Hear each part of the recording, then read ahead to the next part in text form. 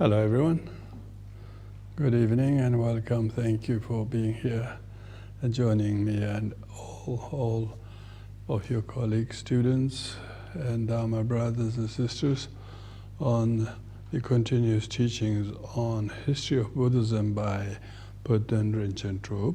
So, as usual, before the teachings, we will start up our motivation, intention, and our attention, and possibly good retention.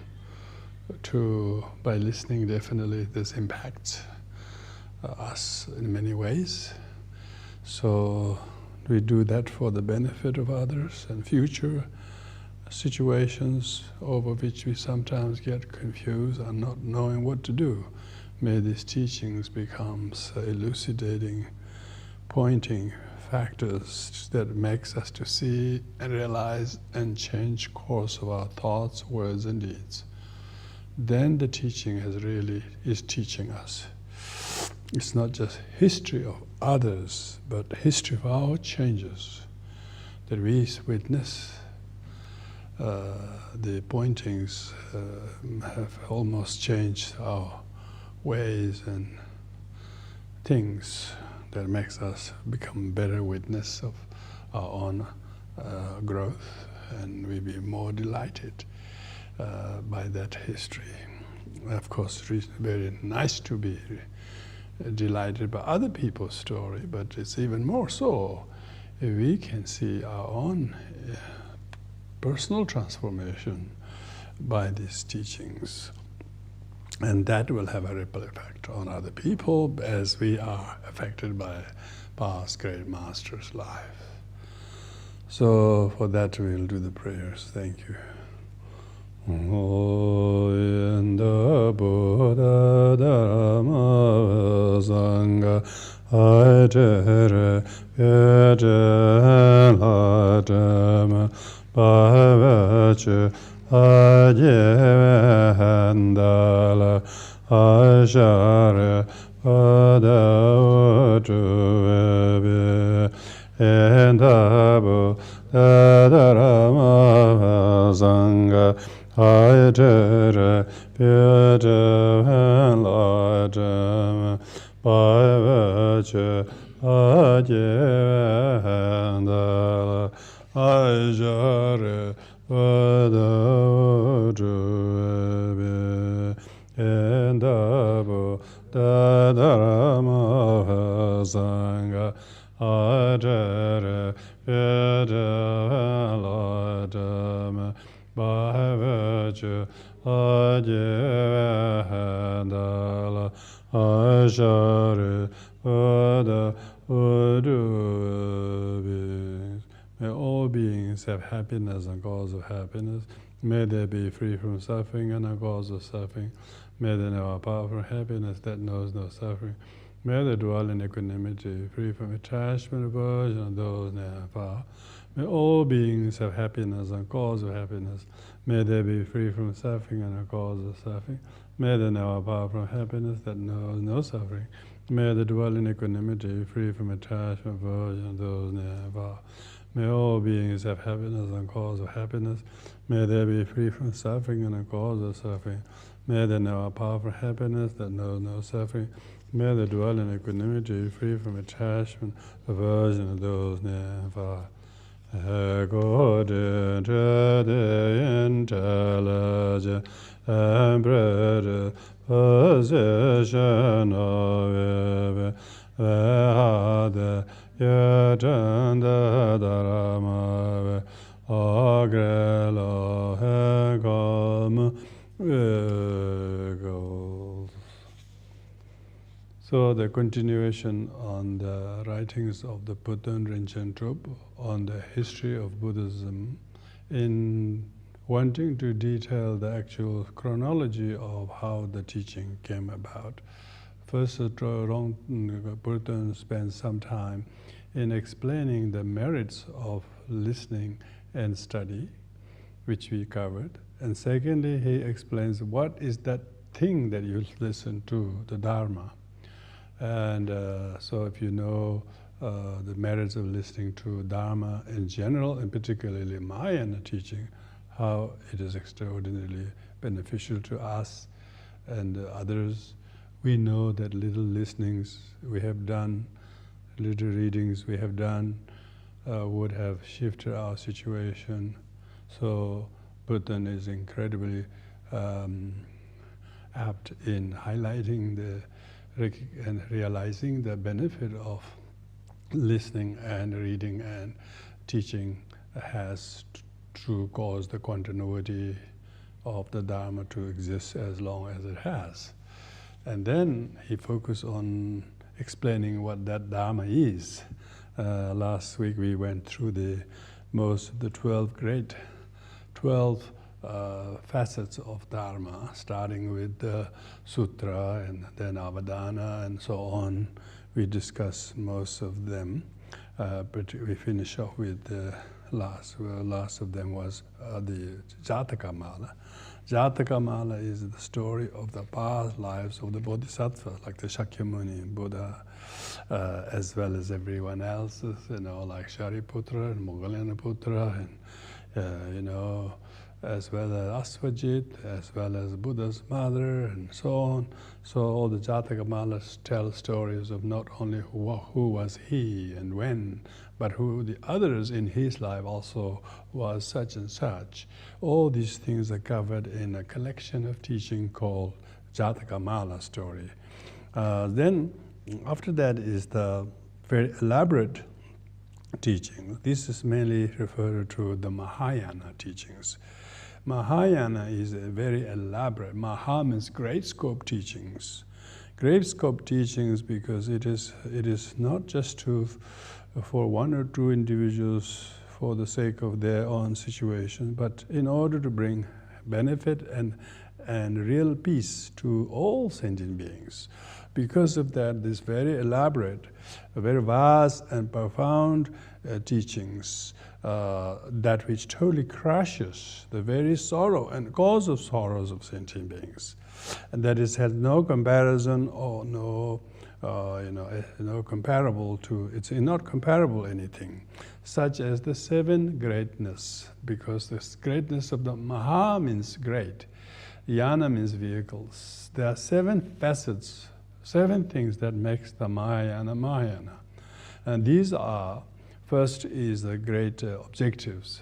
Great objective means that one is not doing it for short-term, this life purposes, but for the boundless time and benefit of countless sentient beings. So the Bodhisattva teaching is vast and profound in order to have the best of all vast teachings that has the greatest objective, not just one or two, not just you and me or few of us, for instance.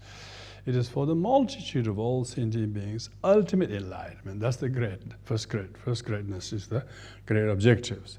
Second is greatness of accomplishment. Not only the objective is great, but the objectives are fulfilled, accomplished.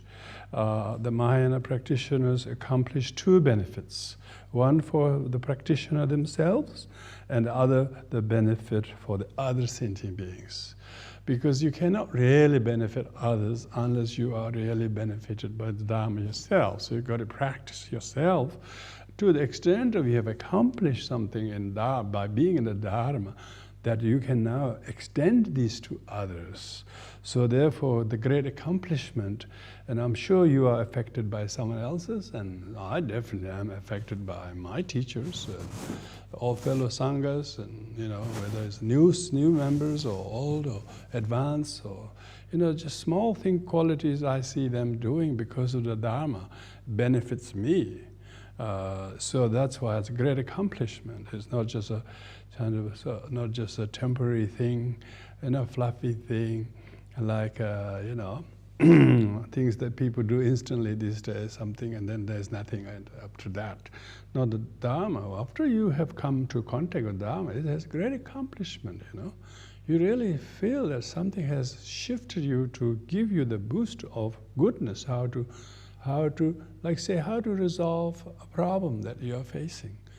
the Dharma makes you to how to deal with it in a sane way that you previously didn't have a scope for. Because you live in a zero tolerance place, but here you find a way to how to emulate the past bodhisattva's way, and then you accomplish the practicing patience, accomplish the things. Because it controls your neurosis as well as the benefit that it has in the long run in the future. So greatness of accomplishment. Third is great wisdom. These first two, greatness of objective and accomplishment, comes from greatness of the wisdom of the teachings through the power of the complete realization of the both types of emptiness, emptiness of phenomena and emptiness of self. If people try to realize emptiness of self, even the lower vehicle practitioners try to understand self and impermanent and the like, but then they become so attached to the objectives of like say nirvana, and they think nirvana is real. They become stuck in it. Whereas this great wisdom of realizing emptiness of even the goal, if you get attached to that, then it defeats the very purpose. So therefore, this enables you to unify both compassion and wisdom indivisibly.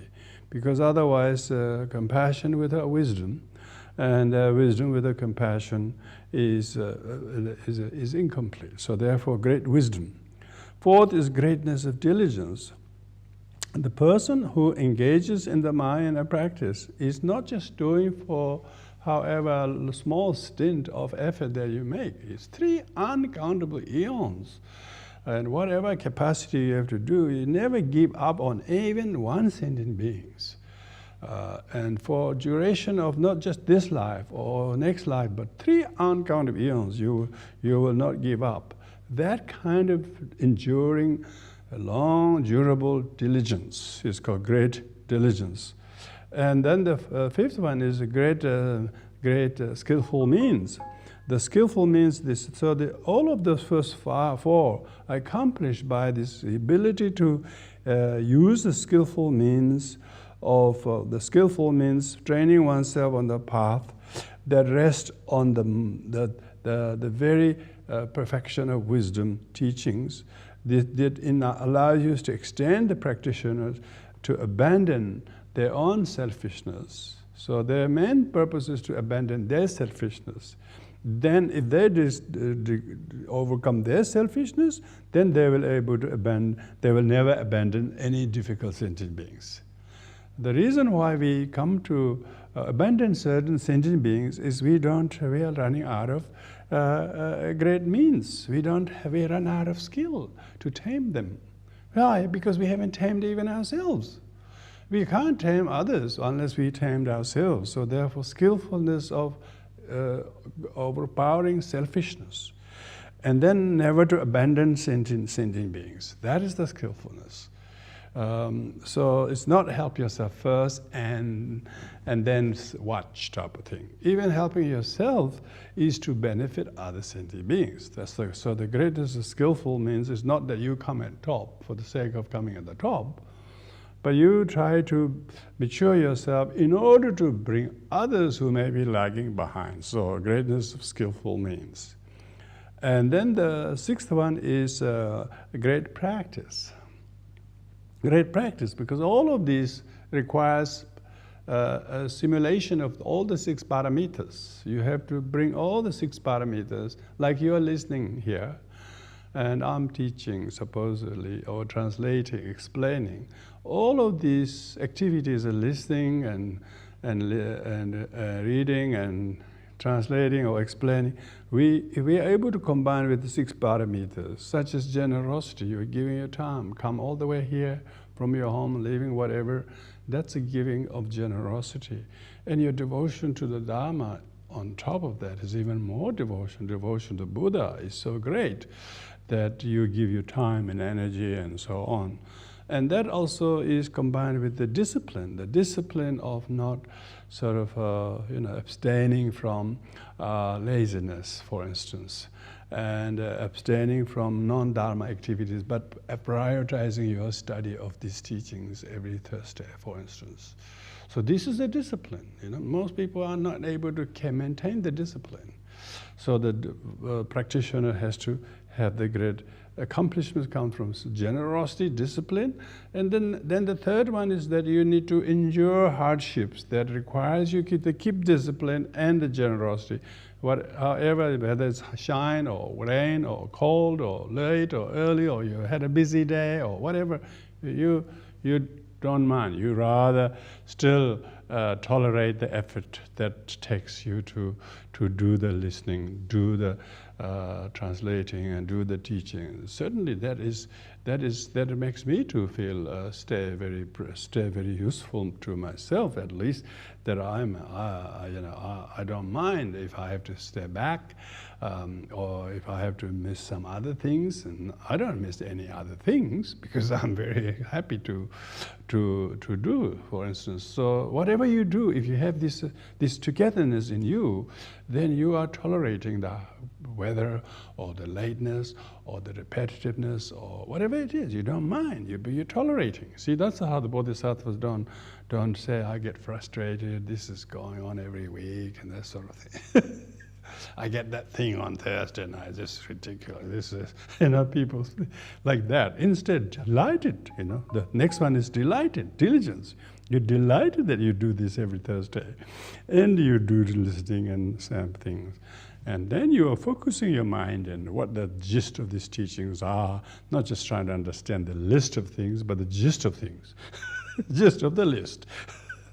So this kind of delighted, and then concentration. You're concentrating well, so to know the actual gist of it. That's and then wisdom, and then try to interpret the meaning, applying that to yourself. So this is what is called the great practice. The great practice. And the last one is the great activities, the enlightened activities. Through these great enlightened activities, there is a constant accomplishment. There's amazing things that are happening in your thoughts or in your perception. You're dropping those views and perception and story, and you don't go over those things, Your activity of the Dharma is incredible. Ripple effect is that it is soothing your suffering and karma and benefit you, and then that benefit radiates to others. So you can see how samsara suffering can be ended by the activity of being connected with the teachings. So these 7 are the 7 greatness of Mahayana. So these 12 branches of the teachings are very Mahayana concept. And other Buddhist schools would describe that in a way, but only 5 of these 12 are accepted for instance, by Theravadins. Not all the 12 are accepted.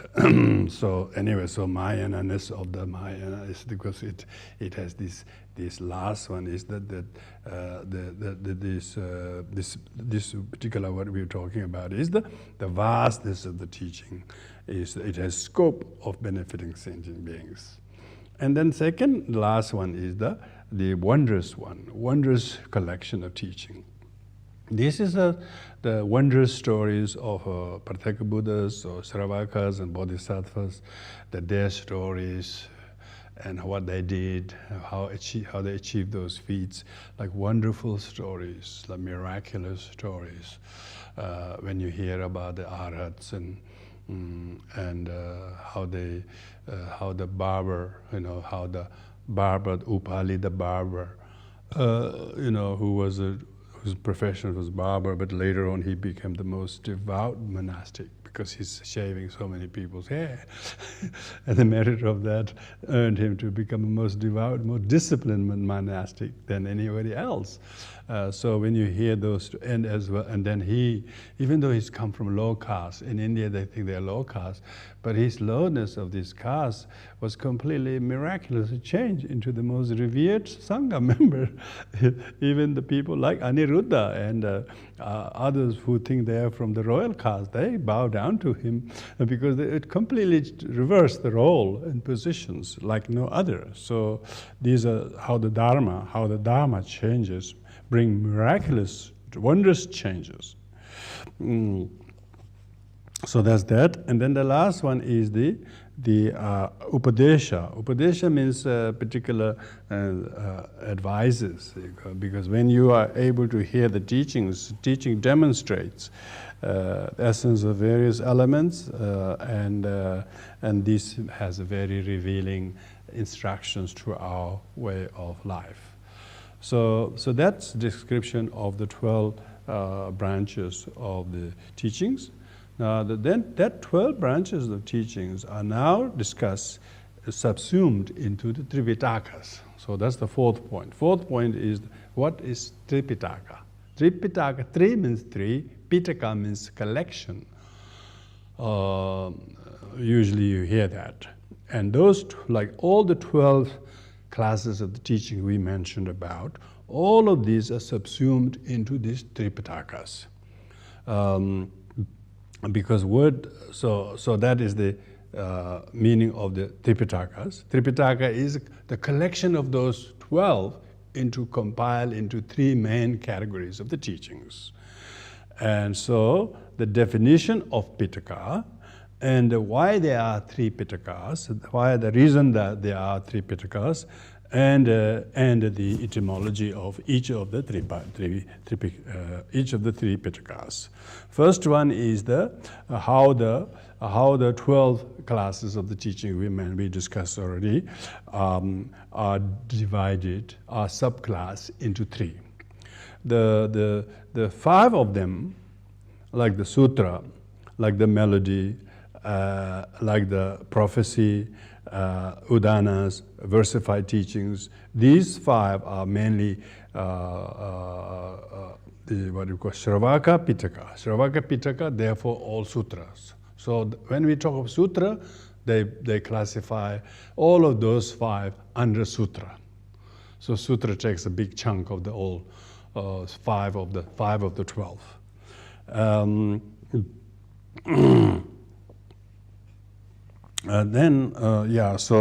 So that's a class of 12, which we discuss about, such as those first 5. First is the sutra, the Gaya, which is the Gaya, Vyakarana, which is the prophecy, Gatha, which is the verses, Udana, which is the purposeful expressions.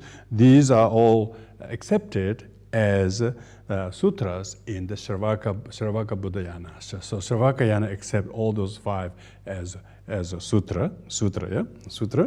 Then Vaipulya and Advaita Dharma classes form the Mahayanistic code of sutras. The Mahayana actually primarily focuses on these 2 as their collection of the sutras. Sutras. Yeah.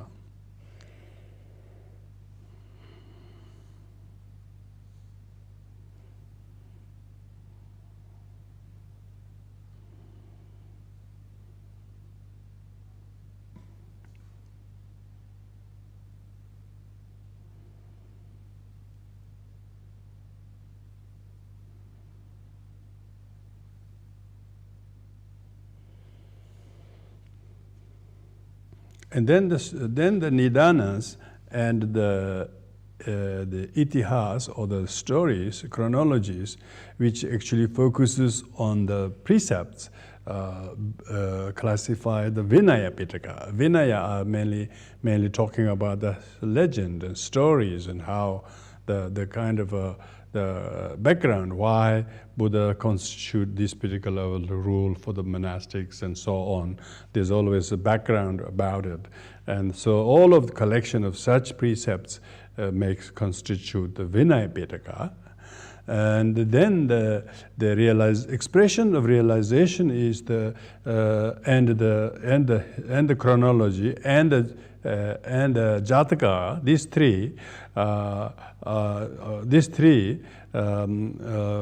These three also correspond to the what we call the Vinaya Pitaka. Then the Vaipulya, in which we talk, and the wondrous stories of the Bodhisattva's life, the Bodhisattva's life that comprises the bulk of the Bodhisattva Pitaka, is what regarded as the Bodhisattva's inconceivable and vast activities are regarded as Bodhisattva Pitaka. Bodhisattvas usually have their Mahayana Pitakas, sutras, are mainly constitute those wondrous stories of the Bodhisattvas. And then those which are ascertained as ultimate teachings of the nature of metaphysics is within both Mahayana and Theravada referred as Abhidharma Pitaka. So these are explained in the Abhidharma Samuchaya. This is a work by Asanga. So if people are interested to how those 12 are subsumed into the Pitakas, can consult this.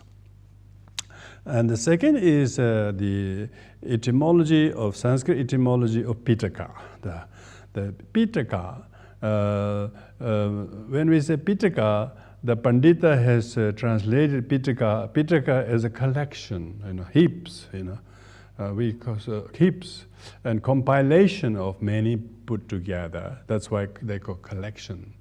Or in Tibetan we say denu, or baskets, because every basket's got a particular things that contain in the baskets, yeah? So here, what we mean by the relevant meanings are all compiled in one section, like all those things to do with the meditation is in Vinaya Pitaka, for instance. All those things about precepts are in all those precepts are in Vinaya Pitaka, and all the discourses and on teaching on meditation are all covered in the Sutra Pitaka, and then all whereas Abhidharma Pitaka is about metaphysics. So that's why when talking about Pitaka is a collection. They are very collection.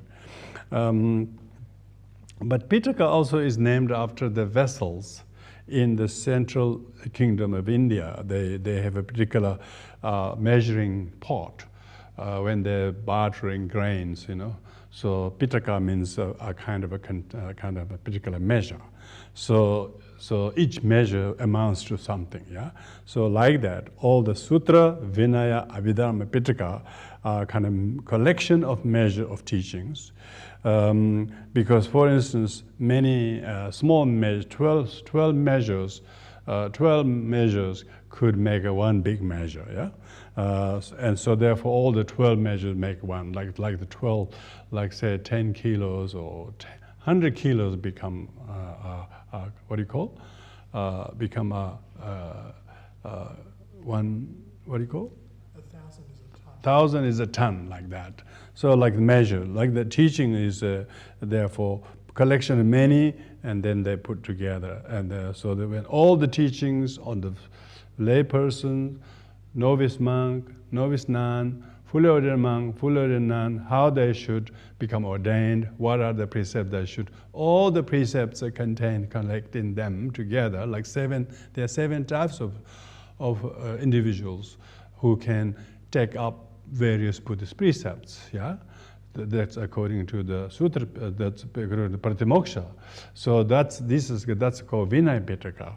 So it's not, Vinaya is therefore not just monastic. Vinaya also belongs to a layman, laywoman, even if they are just single vow holding, they're still Vinaya, because Vinaya means to subdue themselves. The vow helps to subdue themselves, like say a person who takes up not drinking or not smoking, So they take up that as a Vinaya, self-subjugation technique. So that to tame themselves, to change themselves, to restore their goodness. Whether it's a short period or whether there's a lifetime, or some people do it only for 24 hours. And so that is the Pratimoksha, individual liberation. So all those precepts related from one day novice, 24-hour 8-vow holder, all the way to the 253 vow holder of lifetime as a fully ordained bhikshu, all of these are called Vinaya Pitaka. all the teachings on the sutra and Abhidharma. Abhidharma is mainly, Abhidharma and the sutra are related with meditation and wisdom. So wisdom, discipline, and meditation are the three key collections. And that's why they have the Pitakas. So that's the definition of the word Pitaka. And then the third is the why there are three rather than 2 or 4 or whatever. So here it says there are 9 reasons why there are 3 Pitakas, three Pitakas. 3 in relation to what you have to abandon, and 3 in relation to what you should adopt. So like we can say, just to rhyme, 3 in relation to what you should drop, 3 what in relation you should adopt, and 3 in relation to what you should learn. So the 3 in relation to what you should drop is such as one's very common affliction of doubt. Because the people have lots of doubt, the sutra is very useful. Sutra tells story of somebody else's and makes very interesting, like a mother and a daughter and a father, and then people become very interested to the story. And then by listening to the story of the sutra or discourse, which is sutra, story about some particular person, the individual people's doubts and lack of faith are dispelled by the teachings. The teaching helps you to drop away your doubts, for instance. So sutras often, when you listen to a sutra, when you read it, we really say, what's the morale of the story? And then, of course, it's not about Kisa Gotami or not just Angulimala's story, but it's the relevance to you, how it also helps you to drop your regret, for instance. Like Ajatasattu killed his father. The story is about how to dispel the regret of Ajatasattu having committed patricide. But when you and I read that, then maybe we haven't killed just yet our father. We haven't quite killed our father. But still there are some regrets that we haven't quite learned about getting to drop them, yeah? And then we learn from that story how to drop our doubts. And that's how the sutra teaches how to drop bad habits, whether it's physical, verbal, or mental, whatever it's. So that's why the sutra always teaches people how to drop bad habits. So Sutra Pitaka. That's why they have established the sutra as a remedy, as an antidote to your doubts. Sutra is antidote to the doubts. Because people are very unwilling to drop their doubt. They think there's a benefit of doubt in the Western saying, as they have a benefit by the doubt. They don't realize that it's a delaying any benefit. But when you listen to the sutra, it can cut through the doubt and make you to shorten the duration or the intensity of your doubt. And also, it helps to sever one's doubts about the Buddha, the Dharma, the Sangha. And then the sutra actually can, by listening and reading the sutra, it will also remove the doubts that you have about the Buddha, Dharma, Sangha, and whatever it is. And also then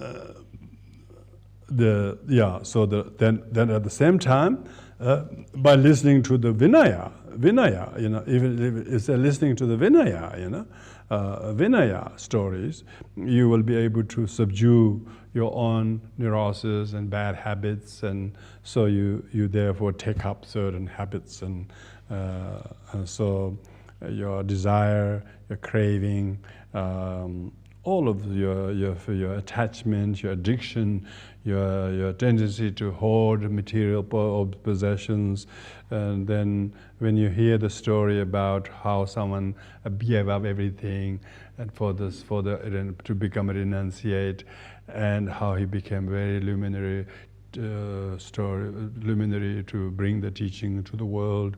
When you become very, very moved by the story, then you also will start to drop some of your attachment, and maybe not entirely becoming like their life, but you actually take one step closer towards that. You no longer hoard and greedy as you were before. You have really reduced your greediness and anger or whatever it is much more than before. So therefore the more ardent listener and reader you are of the sutras, that much it teaches you various antidote, various weak spots, so to speak, one has that we cannot otherwise correct ourselves. So when we are so lazy, for instance, then by listening and reading the sutra, it teaches us how to become better good at managing our time and streamlining what you do, when you don't do, or how many you should do, and all of that things can greatly increase the person's ability to, and person is empowered to give up habits. And also it can make the person very, very, very, very efficacious in what he does, so that even if in a short time they are able to achieve a lot. So they are not falling into the extremes of nihilism, saying I cannot do this, this is not too much, or too much for me. They will always try to improve on themselves, so they can drop bad habits of idleness, for instance, or people who are very, very self-righteous about I don't do this like him, I'm much better than him, or like that. Those are people who don't do many things that others do. They have reason to feel that they're a little bit more delighted, but they can have a danger of becoming so arrogant about it. Then by listening to the Abhidharma teaching on emptiness, then it will remedy your arrogance, your self-superiority complex. So therefore, all the sutra, Vinaya, Abhidharma, when you listen to, each of them will help you to drop certain false habits of the body, speech, and mind that are contradictory to the Vinaya, like says things. If you are not subduing, changing your ways by listening to those teachings, it will make you to drop that, and so on. So that's the why Tripitaka has three in relation to what you have to drop. Each of the Sutra, Abhidharma, and Vinaya helps you to drop their antithesis. Now the second is three things you adopt. Three things you should adopt or train is because there's three adhishiksha means three higher trainings. Now you are adopting to train yourself for instance, by learning to adhere to the teachings of the three higher trainings. That is the sutra, because the sutra teaches you. And as a result of that, then you are learning to actually adopt particular shila. Shila means discipline, and meditation, that is samadhi, and develop the wisdom. So you are actually able to subdue your ways in order to be able to, the training is enabling you to cultivate all the three Tripitakas. For instance, if you are on individual pratimoksha vows, that previously, however it is, but the more you study the Dhamma, you go and revisit your do's and don'ts. And then as a result of that, you no longer have this lingering guilt or nagging feeling against yourself, but you're able to drop it by adopting the trainings. By adopting the trainings, it remedies you, and then it allays all the doubts or anxieties or regret that you have of the past, so you no longer are held back by them because you have adopted the training. Training teaches you what you're not good at previously. Now you become good at it. So because of that, you can see the discipline component of that is Vinaya. The wisdom component is the prajna, jnana, and the meditation component is samadhi. So therefore you are adopting the training in all of these three, and therefore it actually is enabling you to adopt habits, adopt ways, adopt meditations, adopt things that previously you haven't got around to taking up those practices. So you are taking up those practices to the extent of remedying all the antitheses of the three, so which are three defilements. Desire is remedied or reduced by Vinaya, and hatred is remedied by the meditation, and ignorance is remedied by the wisdom. So you can say that all the three poisons are dented, cause a dent by these trainings or these adoptions, because you're adopting the three higher trainings. Each of their weak points, or opposite, the antithesis of them are remedied by these. So those are the three adoptions. Then the third one is is in relation to the knowledge, to the learning. So by looking at the meaning of any phenomena and their meanings, the sutras usually seem to do that. Sutra seems to teach you what a thing is, what is its definition, and you become very, very well versed in the terms and terminologies and their definitions. Because you are learning something. You're learning what Vinaya is, what Sutra is, what Abhidharma is, what the 12 classes of the things are. You identify them. What are the 7 greatnesses of the Mahayana? And so you actually become more knower. You actually have the knowledge about these things. Because of this, the knowledge of the sutra tames you to change your behavior. So you can see now how you are subdued by your knowledge, because they say the sign of wisdom is subdued. Sign of discipline is contented. So a person who has discipline is more contented. He has very little cravings and very little dissatisfaction as a result of it. Why? Because he trains how to behave contented with precious human rebirth. Whatever good points your life has, you just look at them and rejoice them. See, the training of Vinaya is making yourself very, very contented. As a result of that, you have no time, indulgence into craving, into desire, into hate, into ignorance, and so on. So therefore, it subdues you. All the Tripitakas are interlaced, interconnected. It's not they don't work in isolation. They work in mutually inclusive way. So whatever self-subjugating, self-taming effort that you are making by taking up the training, this will greatly boost your meditation, samadhi. You're becoming more ardent meditators, because your meditation is boosted by the discipline, and vice versa. If you don't meditate, that's because you have no discipline to meditate. If you have discipline, then that makes your meditation better. Because of the pureness of the discipline, your meditation practice doesn't suffer neglect. And because of that, you are very much skilled to subdue your afflictions.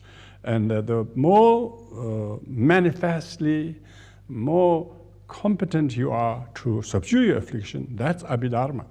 Abhidharma means supreme knowledge of the phenomena. What is phenomena? We're not talking about the thing out there. We're talking about phenomena of your own situation. You know how to subdue them. You know how to overcome them. And you come above the phenomena. You come above the sorrow or blame or failure. You don't fall under them. You understand them. It's correct understanding. So therefore you have the Abhidharma. Abhidharma really means supreme knowledge, because of the manifest knowledge of reality, knowing things as they are clearly, you are able to relish the enjoyment of the absence of ill will, craving, and wrong view. See, that's the training of the Tripitakas. Each of the Tripitakas will help you give. Vinaya makes you contentment, Abhidharma makes you feel wise, and Samadhi makes you to be very calm and very meditative. So these three mutually benefit each other, and then therefore you feel really dharma'd. Dharma has totally restored your dignity and goodness. It has subdued you. It has made you. It has medicined your life. Yeah. So that's why the Tripitaka is Dharma is medicine. Buddha is the dispenser of the medicine. He teaches the Dharma, but the Dharma is not ready-made pills. You have to apply it to adopting the good habits, dropping the bad, and then train in these higher ways, these higher trainings. And that is the function of Tripitaka, is that this actually gives you the foot to walk on. Otherwise, we are disabled. We are crippled. We are crippled. We can't move. We can't get up. We're stranded, stuck in samsara. But it gives you feet to walk on, to leave, to go past the problems and leave them behind and never there, because you now have the training. You have the calm abiding meditation, for instance, through samadhi, and special insight as a result of the calm abiding. Then your special insight is boost your abhidharma. The abhidharmic result of special insight comes from calm abiding, which comes from samadhi. Samadhi comes from sila, which is this discipline. See, these three are like a cushion, So you have the floor, like the concrete, that the floor you're sitting on. On top of that, you have man mat, and that is good. Then on top of that, you have the actual cushion. Then you can sit well, because if you don't have that, it's a bit hard to sit on. Like that, if you don't have the leg or foundation of the sila, there's no samadhi. If there's no samadhi, there is no prajna, prajna. So sila, samadhi, and prajna. These are the three higher trainings, These are the real medicine, is the three Tripitakas.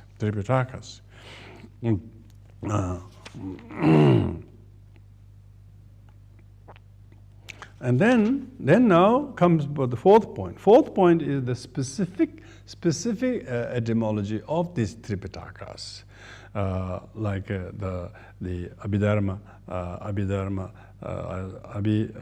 Sutra Alankara says the Sutra, Abhidharma, and Vinaya.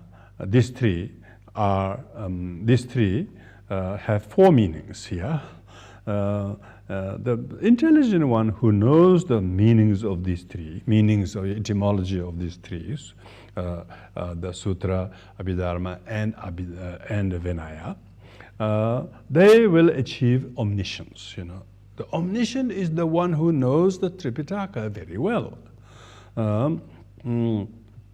So these are actually the etymology of the three.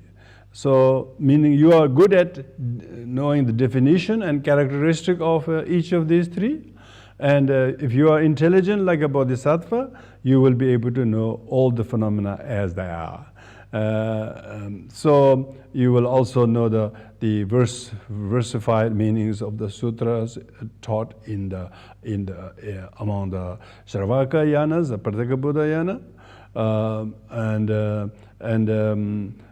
various things. So in Sanskrit, the etymology of word sutra is like it gives a prologue of where and what, who, and how the teaching came about. Sutra always sort of weaves these strands of thoughts, like Rajgriha might be mentioned, like Shariputra might be mentioned, and so it looks like you get to know places and people and who said what and what was the reason, cause of the discussion, and so on.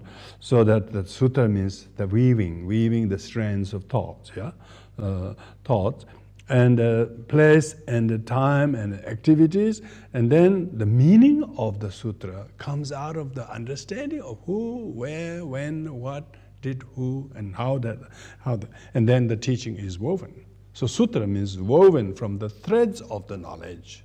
Threads of the knowledge. Then Abhidharma in Sanskrit, Abhimukhya means manifest, that which become supremely manifest, making it truly manifest. Manifest means directly perceivable manifestation. So Abhi meaning that, Abhi has a meaning of, Abhi is a Sanskrit intensifier which makes supremely manifest, extraordinarily manifest. Yes, make it directly perceivable. So what is the directly perceivable? Ultimate reality. The ultimate reality is directly made to manifest, meaning that the definition of Abhidharma means the ultimate meaning. Metaphysical. Metaphysical means it's not a physical thing. It's a beyond physical domain, beyond your eyes and ears and noses. It is only within the range of the enlightened mind can see things clearly as they are. They are. They are. Abhikana also means repeatedly, meaning once you realize the abhidharmaness of the reality, ultimate meaning of things, it's repeatedly you are able to see that. It's not sometimes come, sometimes disappear. That awareness of the nature of phenomena is constantly remain pristine into your awareness. This constant awareness of the awareness of no self, for instance, of emptiness of things, as for instance, becomes the constant river of your thoughts. And then you have this ability to survey and permeate compassion for those who do not see. You yourself is constantly amidst the meditative state of witnessing the nature of reality, of the awareness, and then unfortunately majority of sentient beings are drowned in the opposite.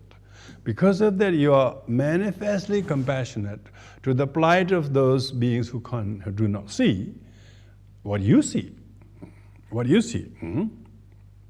Like the aggregate and elements and sense faculties, all these things, name and gender, and people think who is him or what they did to you or didn't do this. People think that they attach so much significance that they're real, but these are merely labeled, and you can repeatedly see these are just merely labeled. They are not really anything but merely imputed. And you are able to see repeatedly, you have this manifestly awareness of the reality as it is. That is Abhidharma. Abhimukhya, because you can see the face of it. Directly you perceive the reality of things as they are. Abhibu, the Sanskrit word abhibu means suppression. So this awareness suppresses the erroneous views from manifesting into your mind, because you're able to see so clearly the darkness is suppressed, isn't it? The darkness is suppressed by the lightness of the light, yeah? So what is the suppression? It suppresses all the things and concepts of self and the name and aggregate and elements and objects and sense organs, sense objects, you can see all of these things are just interdependent, or nothing is independently, inherently, unitarily existing at all. So you are able to stay in that state, therefore suppress the wrong view, thinking they're dependent, thinking they're independent, thinking they're true, thinking they're permanent, thinking that he did this to me, thinking that it's real. All of these erroneous, wrong views are suppressed by the Abhidharma, Abhidharmic awareness. Abhidharma is the wisdom, wisdom. It's not a book, it's a realization of the contents of the book. And because you know the conventional nature of the phenomena, as well as general and ultimate nature of the phenomena, and you are able to establish that as a doctrine, that doctrine into your mind, and that doctrine empowers you to suppress the wrong exponents of the wrong views in your mind. So that's the suppression, is the suppressor. When you say Abhisamaya, Abhisamaya means realization of the Abhidharma. Samaya has a meaning of realization of that that supreme manifest nature of reality, the awareness of the right view. Yeah, awareness of the ultimate view of things. And you are realizing, if you realize that you are relishing that, this is the awareness of the meditation. This is the profound. In these languages, they don't use Dzogchen, they don't use Mahamudra, they don't middle way. They just say Abhidharma. Simple as that, This is the most classical Buddhist terminology we are referring to. And here, Buton is a celebrated 13th century Tibetan monastic, Here he is coming to the ground. The very basics of the Dharma is don't try to create all kinds of fantastic, bombastic terminology to lose the meaning of the Tripitaka. Go back to the Tripitaka, and that's the safest place to get to.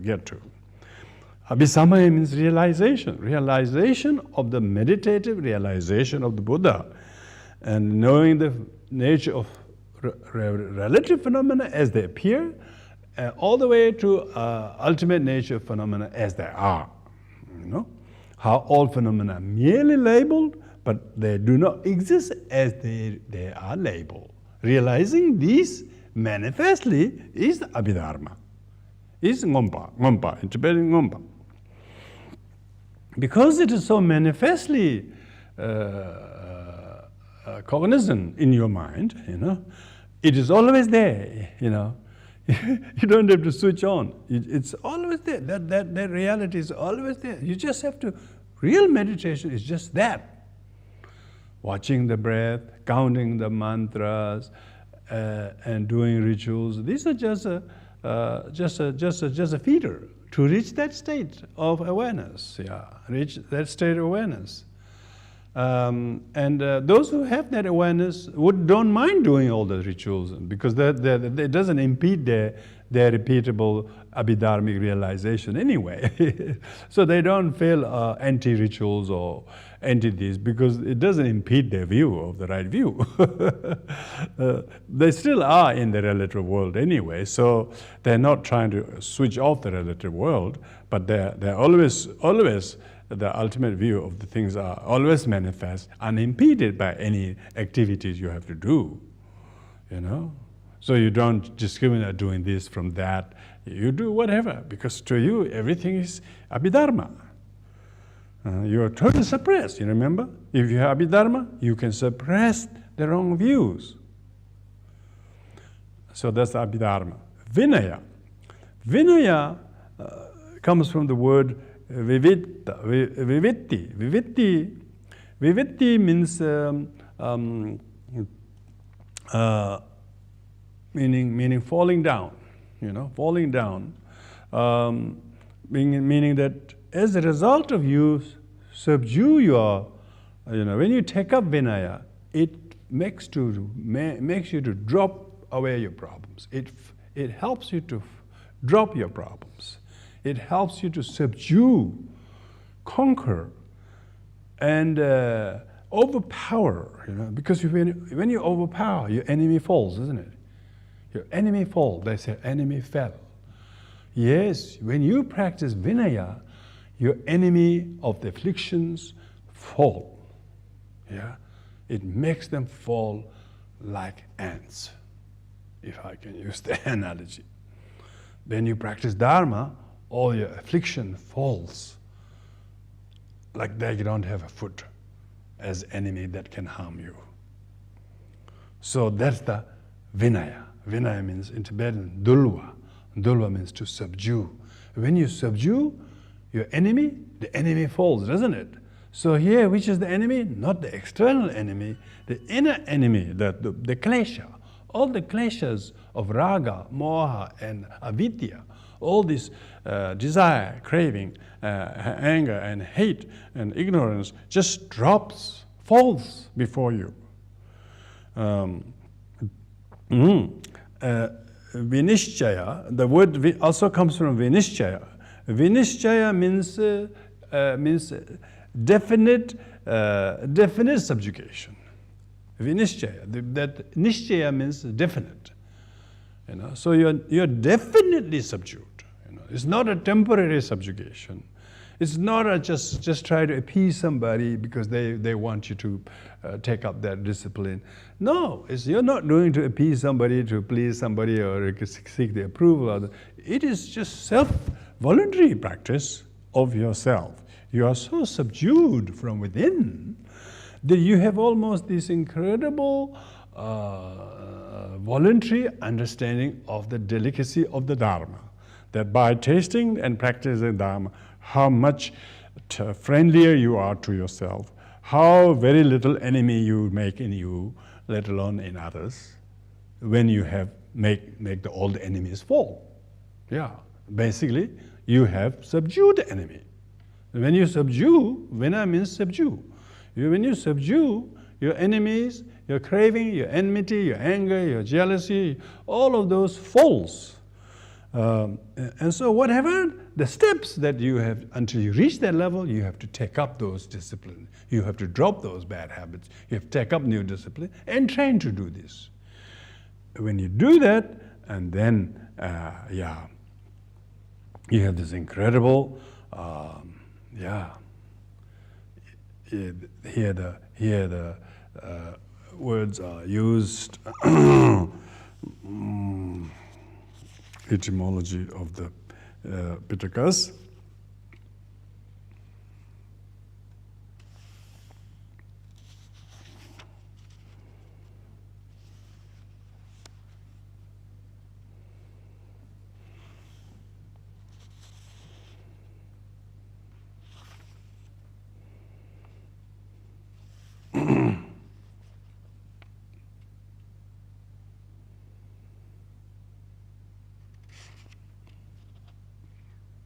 Abhidharma is called because it makes manifest, teaches repeatedly the cause of predominance and gives full comprehension.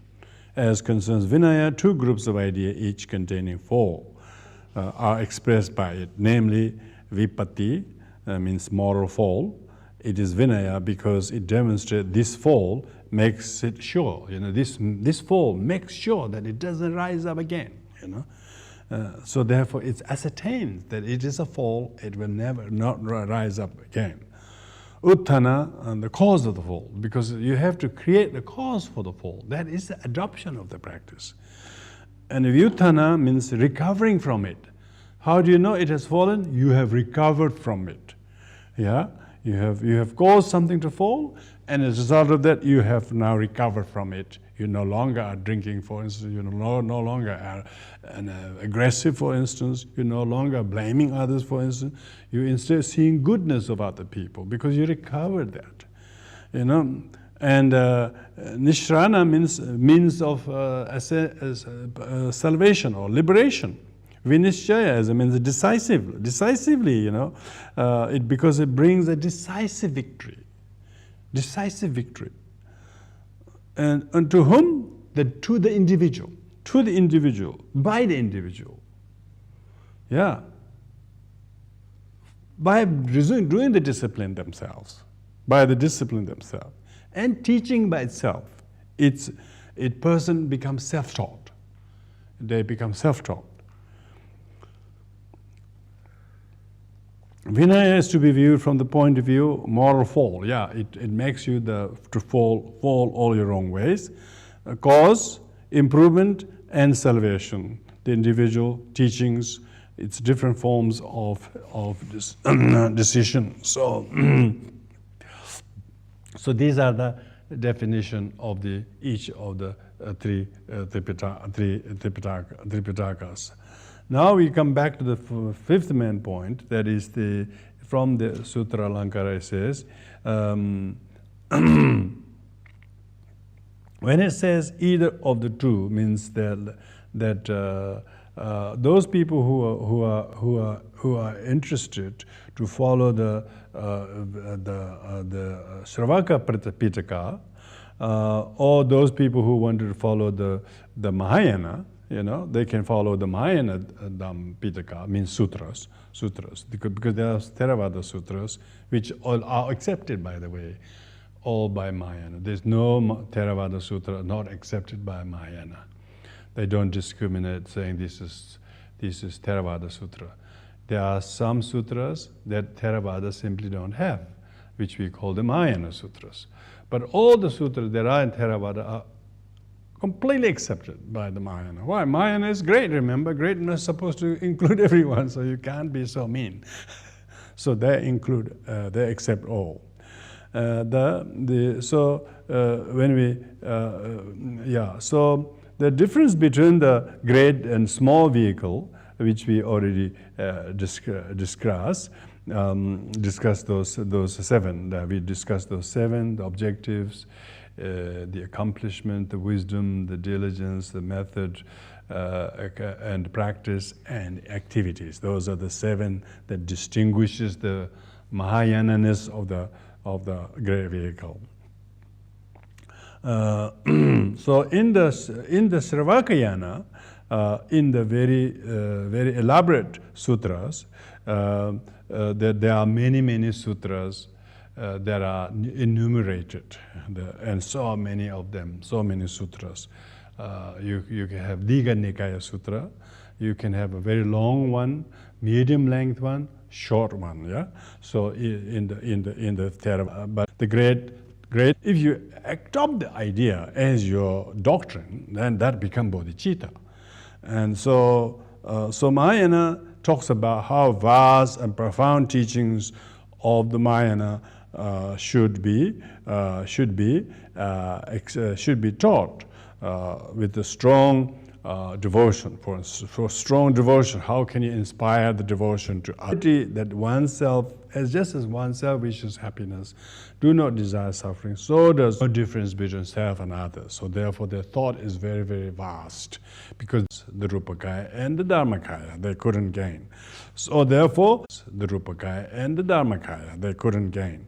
So therefore, they are willing to practice for 3 uncountable eons due to the great. And by doing that, it will accomplish benefit of all sentient beings. So therefore, their practice is great, engaged in the 6 paramitas. The benefit is enormous, they're not just to themselves, but to others. So these 7 greatness, which we mentioned, is particularly inspiring for people of dull faculty, because dull faculty become more interested in the cause. They have to gather the causes. So in order to, that's called causal Mahayana. Causal Mahayana means people who are interested in the law of cause. If you want to be born, or if you want to be wealthy, you practice generosity. Are the causes they should adopt and abandon in order to achieve the result. In the meantime, they are therefore preventing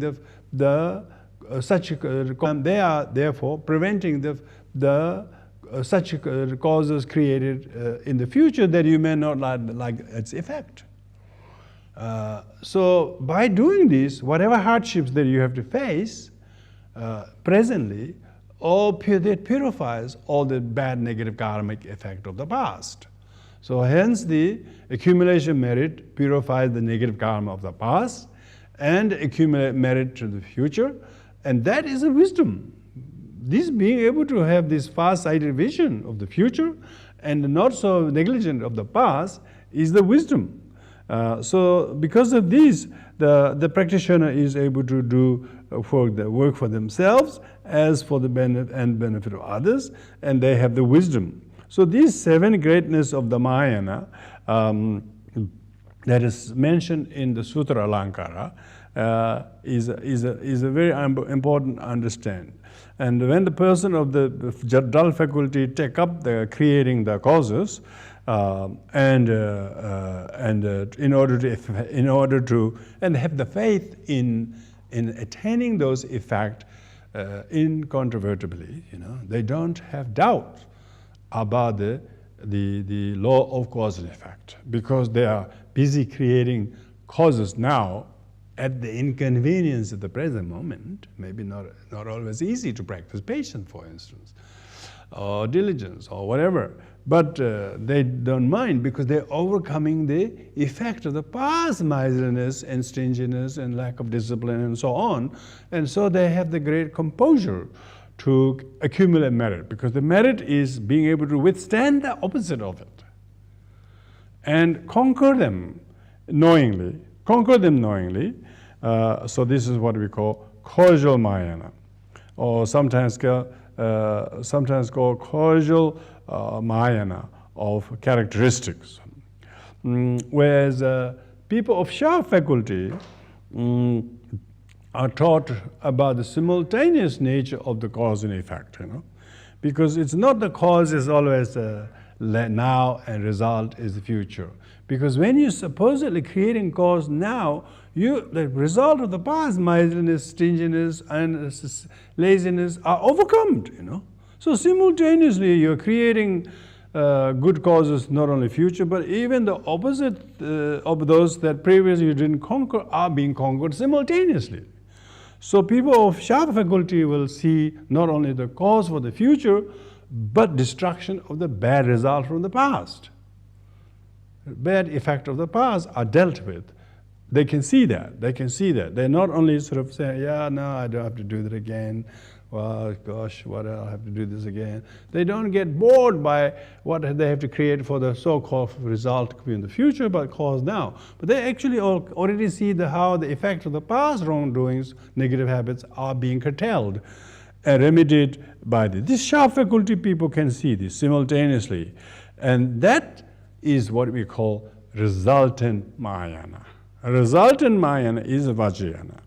The Vajrayana, resultant Mahayana, resultant Mantrayana. Manjushri said in a text that there are three vehicles that liberate people. Buddha has definitely taught and simultaneously practicing causal Mahayana and resultant Mahayana. Because when you're practicing Vajrayana, if you really know how to do it, you're practicing causal Mahayana as a resultant Mahayana simultaneously. And instead of seeking Buddhahood from elsewhere, you are actually on that very cushion, you are practicing attainment of Buddhahood. And the Buddha, of course Buddha taught a vehicle to achieve causal Mahayana and resultant Mahayana simultaneously. Because for people who are more believer in the causal Mahayana, Buddha has turned the wheel of Dharma, saying this is suffering, this is the cause, this is the cessation, this is the cause, which is the path. He teaches the result first, and then he says the result came from this, suffering first, and then he talks about the cause of the suffering, which is the origin of suffering. So the origin of suffering, when people become cognizant of the unpalatable result caused by this, then they get to see the cause. So therefore, the ability to see the cause, undesirable result caused by the past cause, now they have to adopt they have to seek to achieve the result of the cessation of the past cause. So the cessation of the path, Cessation is only achieved by the following the path. Path is the cause of the cessation, and affliction is cause of the suffering. So you can see the house, even the Four Noble Truths are from the Shah faculty disciple point of view. It's not kind of basic Buddhism, Four Noble Truths. From the Vajrayana point of view, it is ultimate Vajrayana teachings. Four Noble Truths can be seen as simultaneously teaching simultaneously teaching the cause and result simultaneously. Because when you say the result is cessation, not only you experience cessation. The cessation of what? Cessation of suffering. Suffering caused by the affliction. So you can see how simultaneous any practice of Dharma is from this point of view of simultaneous practice of the both causal Mahayana and resultant Mahayana. It said in the text that in the future there will be the path of Vajrayana, which will combine the causal Mahayana and resultant Mahayana practicable simultaneously. Of course, they say it has to be this, you have to do the mantra or empowerment and so on, but that's just a convention. That's just a conventional level. The need to be empowered, need to receive the empowerment, and follow the mantra, ayana, and deity yoga. But the result is the cessation is yield by following the path. Now, so the Four Noble Truths. So that's what they say. In the future, there will be a vehicle called Vajrayana that will be elucidated, that will be revealed. So therefore, the great Indian master like Tripitaka Kamala has written called the Torch of the Three Methods. In the meaning which is same, Buddha has taught something that is multiple. That is the extraordinary. But they are taught to give up drinking or give up this or give up that. But if they really understand teaching, they don't have. It's not giving up those things will get you anywhere unless you give up the wrong view. That is the Vajrayana method. So the wrong view is seeing yourself as self, as a body, as aggregate. So you have to have the wisdom deity of knowing I'm not self. I'm Vajrapani, I'm Tara. So when you say I'm Tara, you are no longer your ordinary self. So this multiple method, skillful method, teaches people of Shah faculty to see how extraordinary the Mantrayana method is, because then you don't have to give up all the things that you like anyway, because even you are not you, let alone having to give up something by you. What are you giving up for what? Give up for yourself again, so that you can become good or something. Even the self is not there to give up for. So ultimate thing is about the samadhi of realizing no self, right view. And because people are instead always practicing generosity, discipline, and diligence in a conventional level, and they are almost like tired of having to be always patient and always having to give up this and give up that. And so Vajrayana method, people who are doing that without knowing the Vajrayana is ignorant. But Vajrayana is not ignorant. It is non-ignorant of these, because it knows this very subtle meaning of the mind and lack of self and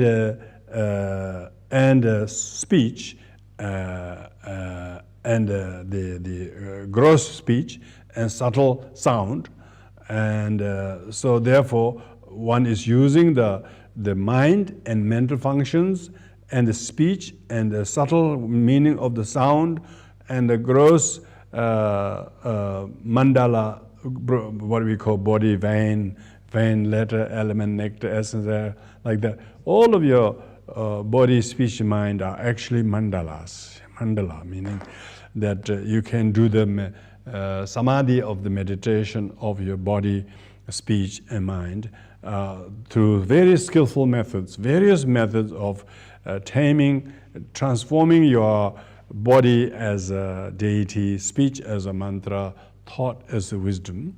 And so therefore, your identity becomes the wisdom of discerning emptiness in the form of the emptiness in the form of the deities, for instance.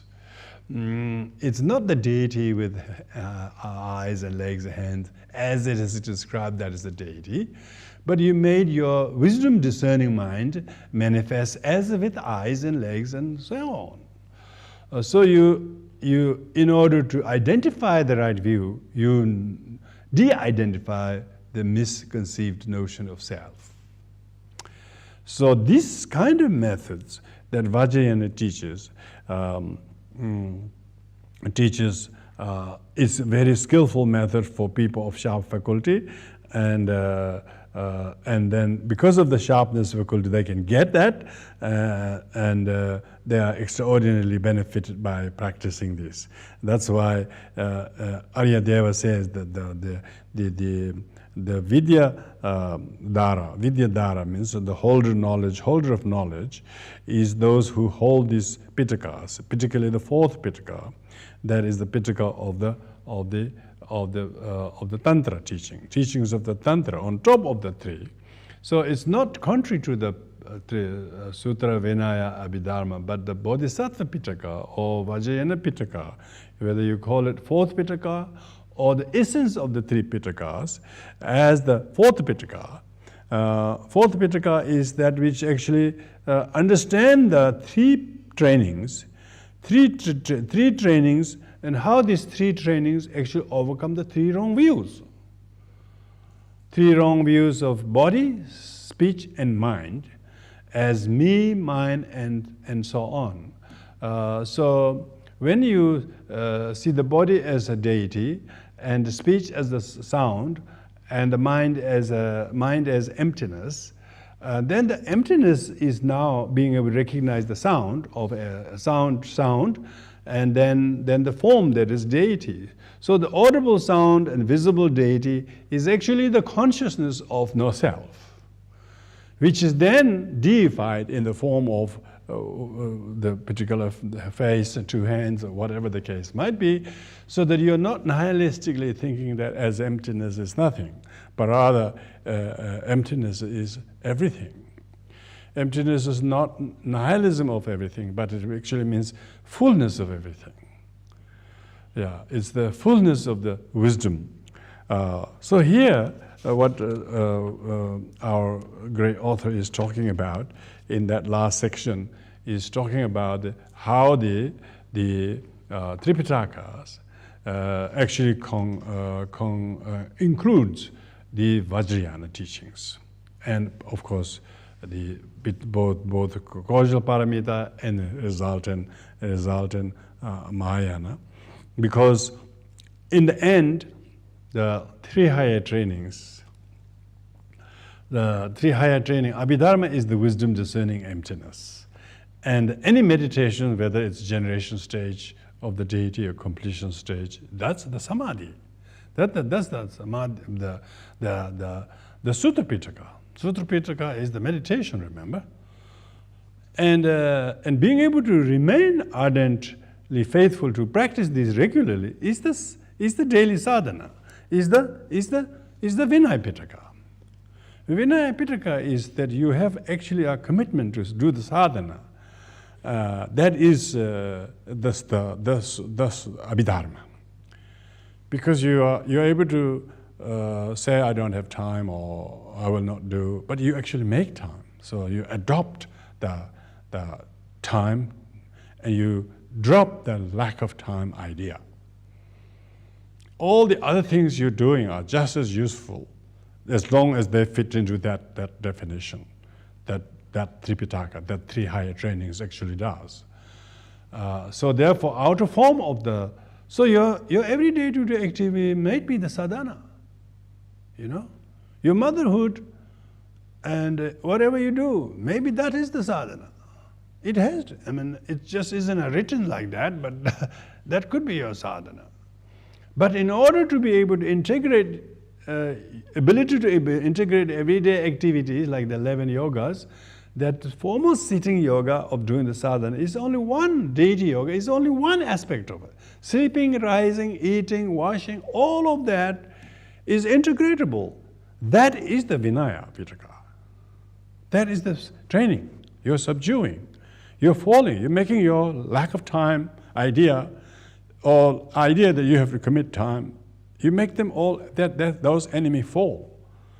You become committed to your gardening, or committed to your reading and reciting mantra, whatever it is, and that therefore incorporates your ability to conquer your enemies, make them fall, and not feel burdened by it. Like say, if you do gardening, if you do whatever, those normal things, instead of the nagging feeling, not wanting to do what you have to do, you do them with the delightfulness of the activity that subdues your weariness, those things. But you conquer them and you defeat them and suppress them. That is the sadhana. That is the Vinaya. And you do that with that awareness and samadhi. Yeah, samadhi, with that understanding. Deep meditative state is not just when you're sitting, but also that awareness is implied, that awareness is threading you throughout the whole day, and that is the samadhi, you know. So the samadhi and the shila cannot be separated. When the shila is supporting the samadhi, then the wisdom, of course, culminates. The wisdom, jnana, actually culminates. Of no self, it's on one side. Everything happens due to dependent origination, which you are very cognizant of all the parts of the wheel, but there is no wheel in any parts of the wheel at all. This is the Abhidharma Pitaka, the emptiness of self. The deification of yourself as a deity is this Abhidharma. Abhidharma is the identification of the right view. And deity yoga is identification with the right view. It's not just trying to have some fierce-looking appearance. That's just the outer form of it. That's just the sutra aspect of it. Sutra is the story, remember? Story, the purpose of the story is to get to the meaning of the story, remember? So don't worry about Kisagotami or Ajatasatru or one face, two harmed or whatever that it is. But what is the purpose of that? What is the purpose of the discipline is to have samadhi, bring the wisdom. So what is really Buton talking about is how inclusive the Tripitakas are from the Vajrayana point of view. So therefore we shouldn't view the Four Noble Truths and Tripitaka as a Theravadan concept. And there's nothing of those in the Mahayana or Vajrayana. It's exactly the opposite. Mahayana has a very profound, deep way of interpreting them in the practice of the deity yoga. So that's very significant, really, teaching. Because the very history of the Buddhism in India and Tibet usually talks about who those teachers are, what texts they taught, what empowerment, what texts they translated, and what are the texts, what are their commentaries, and so he's talking about how does this Tripitaka constitute the entire collection of Buddha's teachings, which is therefore subsuming of the summary of the 12 branches of the text that he listed in the last week's teachings. One great Indian Acharya called Abhayakara Gupta says that all Tripitakas, because Buddha teaches the Tripitakas, everybody has a case. Pitaka also means case. Everybody has a relevant case revealed to them when they poke their nose into the teachings of the Pitakas. Everybody has a case. Their life's case become revealed, the needing Vinaya, needing samadhi needing jhana. Wisdom, concentration, and discipline. On an ordinary level, the discipline is do's and don'ts, outwardly, physically, verbally, don't do this or like that. So from the Theravadan point of view, it's mainly physical and verbal vows. There's no attitude. They never talk about attitude. Importance of attitude, for instance, importance of the outer. Yeah, your inner motivation has to be complementary to the outer behavior. So that's the samadhi, Samadhi point of view, because having to focus on the mind is more samadhi. Having focus on the body is more vinaya from the point of view. But focusing on the mind is higher vinaya. Yeah? So there is no departure from the vinaya. Having to subdue your mind is higher vinaya. Because it says, Lu ki domba lek pate, nga ki domba lek pate, yi ki domba lek pate, tamche tun domba lek, tamche sowe gelonda, dunga kun le tedola, and so on. Which means it is good to observe the physical discipline. It is even better to observe the verbal discipline. It's extraordinarily better to observe the mental discipline. So they go in gradation, So therefore, if Shila, which is self-discipline, is outer behaviorally we are doing quite well, we're not doing anything improper towards anything or whatever. But what if your attitudes does not quite match up that? Maybe self-importance, righteousness, all of a sudden they think I'm better, he's not good, that kind of judgment. See, it defeats the very purpose. So it's only went this far only to do this wrong. But if you have a matching attitude, which Mahayana, that is the discipline, that is the vinaya, higher kind of discipline. It doesn't mean the physical is less important, but it's important to improve onto the physical discipline, outer behavior of the Theravadan practice by the Mahayanist attitude of the right attitude. So right attitude complements the outer behavior, which is samadhi, and then Abhidharma is the wisdom of doing both of those in that gradation or in the unition of these two. And seeing no self, seeing no attachment to result of one's own discipline for this life or for this body or this self, and no to the samsara, no to the selfishness. See, that's real Abhidharma. Real Abhidharma is that. Now, in order to facilitate to doing that, then what do you do as a practice? What do you do as a practice? So, Vajrayana do the deity yoga meditation. The deity is the wisdom of these three higher trainings, adopted internally as a deity, as a deification. Whether the deities are colors and forms and their sadhanas, then you stick with that in order to incorporate these three. So I'm saying this briefly in relation to the forthcoming visit of His Holiness Sakya Kongma Trinzin, the 43rd Sakya Trinzin, who is giving some empowerment, including the Hevaja empowerment. But His Holiness, I'm told, is not heavy on asking people to make commitment to do long sadhanas. He really may say, "Oh, try to recite the mantra." Maybe, but what he's probably saying is try to develop this kind of consolidated understanding of Tripitaka, in the discipline component of it, not so much just physical, but discipline component of abstaining from the wrong view with regard to body, self, and name as being me or mine.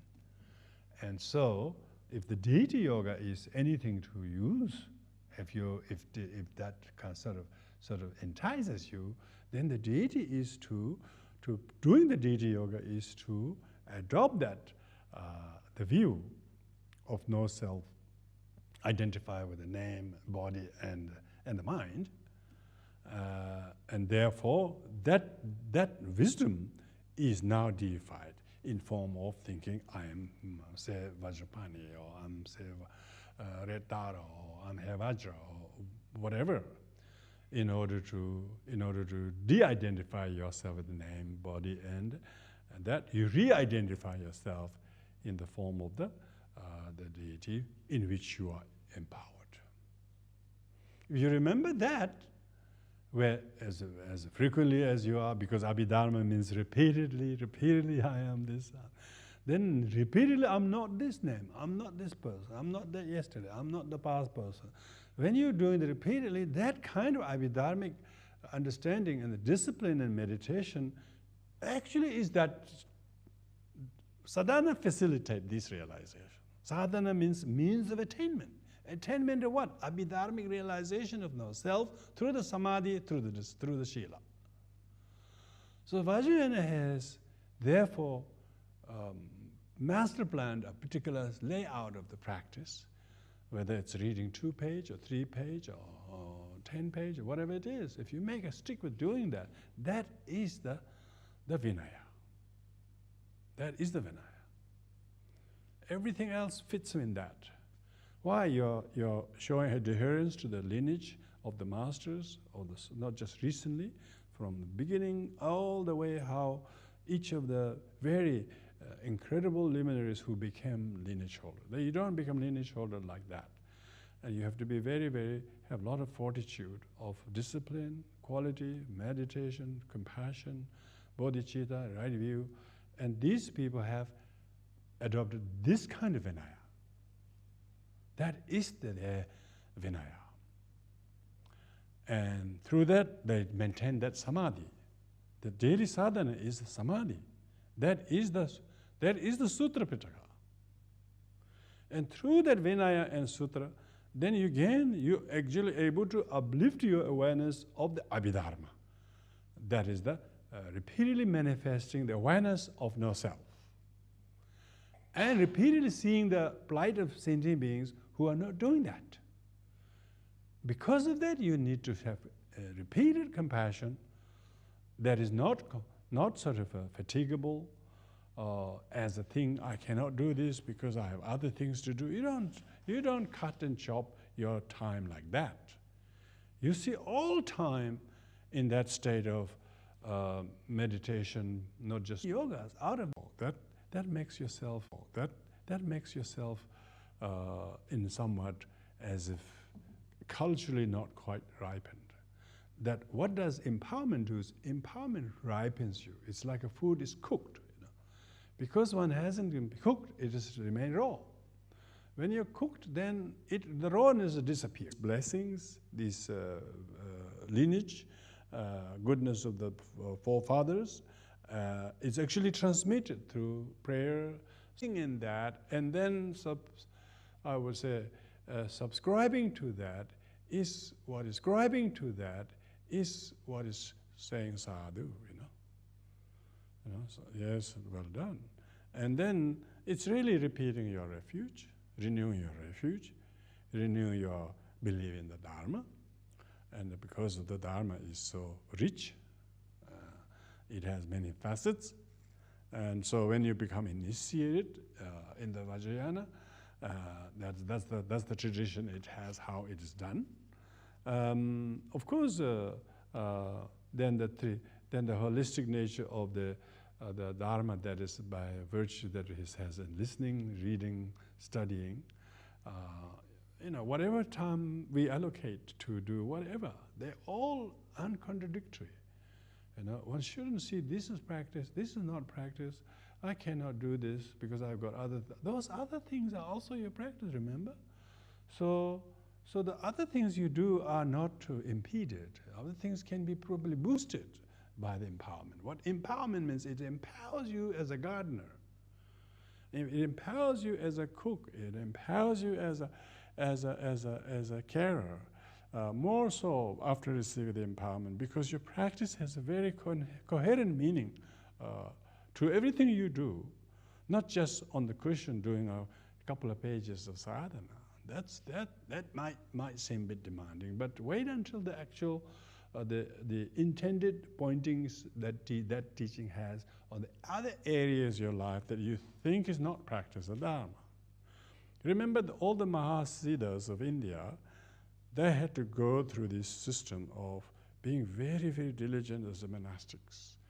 Then later on, most of them had to go beyond that and become Charya practice, which means they have to do everything that the least demanded, least revered, least respected, and took up all kinds of jobs and still unimpededly remain in that state while outwardly appearing as doing those very things. And while majority people couldn't understand them, why they did drop that and adopt this instead. But that exactly is how you bridge the gulf. Not one is better than the other, but how to incorporate everything you do as part of the sadhana.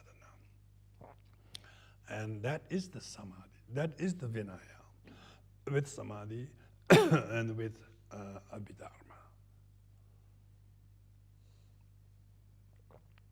So we conclude here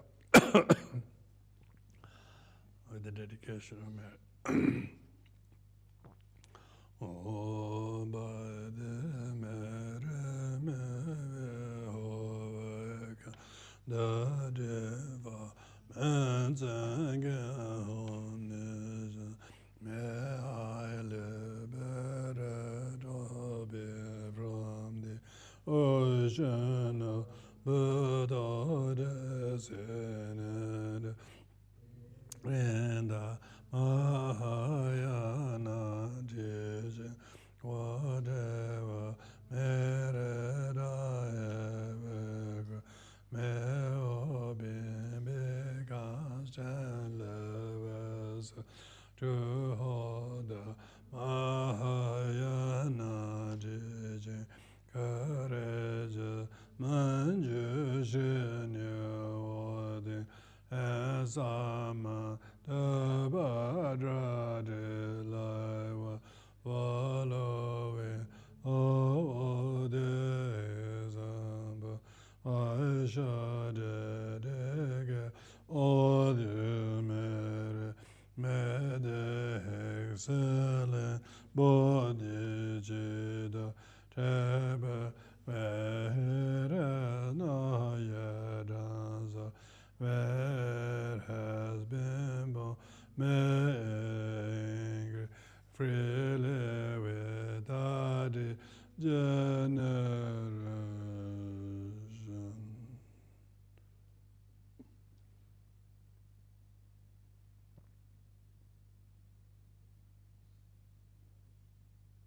Thank you.